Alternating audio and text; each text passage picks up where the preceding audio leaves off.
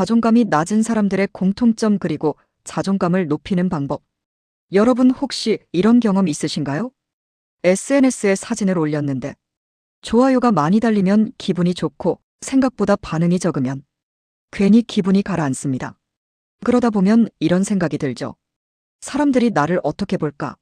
내 선택이 괜찮은 걸까? 사실 이런 마음은 누구나 가지고 있습니다.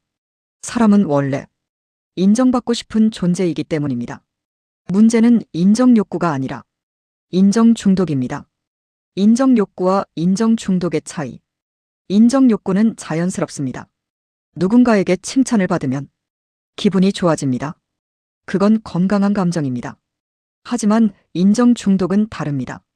인정을 받으면 지나치게 기분이 좋아지고 인정을 받지 못하면 지나치게 무너집니다. 그리고 어느 순간 삶의 기준이 바뀝니다. 내가 무엇을 원하는지가 아니라 남들이 나를 어떻게 볼까? 이 질문이 삶의 기준이 됩니다. 어떤 음식을 먹을지, 어떤 옷을 입을지, 어떤 물건을 살지, 모든 선택이 타인의 시선을 기준으로 이루어집니다. 이 상태가 되면 내 삶은 사라집니다. 인정 중독이 위험한 이유. 제가 종종 이런 표현을 합니다. 인정 중독은 마치 이런 상태와 같습니다. 내 목에 목줄을 채우고 그 줄을 사람들에게 나눠주는 겁니다. 그리고 말하는 거죠. 당신들이 원하는 방향으로 나를 끌고 가세요. 이렇게 되면 내 삶의 주인이 내가 아니라 타인이 됩니다. 그리고 이런 삶은 결국 불행해질 수밖에 없습니다. 진짜 자존감이 높은 사람. 그렇다면 자존감이 높은 사람은 어떤 사람일까요? 아주 간단합니다. 설명하지 않아도 되는 사람입니다. 내가 어떤 선택을 했을 때 왜 그렇게 했어? 왜 그런 걸 샀어? 이런 질문이 들어와도 굳이 해명할 필요를 느끼지 않는 상태. 그게 바로 내 인생의 주인으로 사는 상태입니다. 인정 중독은 어디서 시작될까? 많은 경우 어린 시절에서 시작됩니다. 어릴 때 우리는 칭찬을 받으면 기분이 좋고 혼나면 기분이 나빠집니다. 그래서 어느 순간 머릿속에 이런 존재가 생깁니다. 항상 나를 평가하는, 보이지 않는 부모님 같은 존재. 그래서 어른이 되어서도 계속 누군가에게 설명하고 해명하고 설득하려 합니다. 과도한 칭찬의 부작용. 사실 칭찬도 잘해야 합니다. 예를 들어 아이가 그림을 그렸습니다. 그때 이렇게 말합니다. 너 천재 아니야. 미술에 재능이 있네. 처음에는 좋습니다. 그런데 다음에 그림을 그렸을 때 칭찬이 조금 줄어들면 아이 머릿속에는 이런 생각이 생깁니다. 나 천재 아닌가? 그래서 점점 칭찬에 집착하게 됩니다. 그래서 중요한 것은 결과가 아니라 과정입니다. 그림 그릴 때 재미있었어? 행복했어? 이 질문이 훨씬 중요합니다. 자존감을 높이는 가장 쉬운 방법. 자존감을 높이는 방법은 의외로 간단합니다. 평가를 멈추는 것입니다. 우리는 항상 이렇게 생각합니다. 저 사람 나를 어떻게 볼까? 그런데 이 질문을 뒤집으면 됩니다. 나는 저 사람을 어떻게 볼까? 저 사람 멋진 점이 뭐지?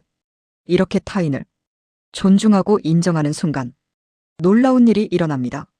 내 뇌의 전두엽이 활성화되고 긴장이 줄어들고 자존감이 자연스럽게 올라갑니다. 자기 존중과 타인 존중의 관계. 흥미로운 사실이 있습니다. 뇌과학 연구에 따르면 자기를 존중하는 뇌 영역과 타인을 존중하는 뇌 영역은 거의 같은 영역입니다. 그래서 결과적으로 자존감이 높은 사람은 타인을 존중합니다. 반대로 인을 깎아내리는 사람은 속으로 자기 자신을 비하하고 있는 경우가 많습니다. 부정적인 감정의 진짜 원인.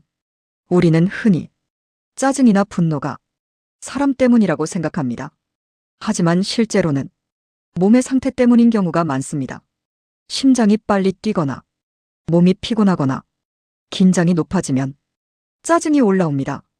그리고 그 감정을 가장 가까운 사람에게 쏟아버립니다.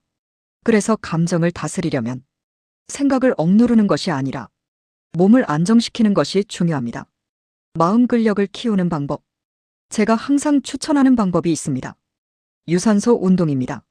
심장 박동을 적당한 수준으로 유지하면서 30분 정도 천천히 뛰거나 걷는 운동.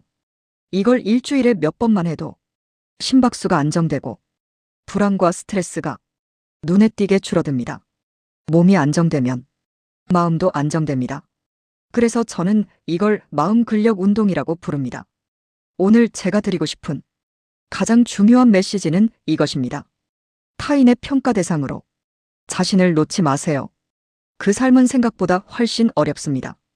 오히려 더 쉬운 길이 있습니다.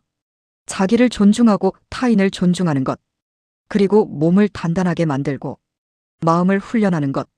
그렇게 살다 보면 어느 순간 이런 상태가 됩니다. 나는 나답게 살고 있다.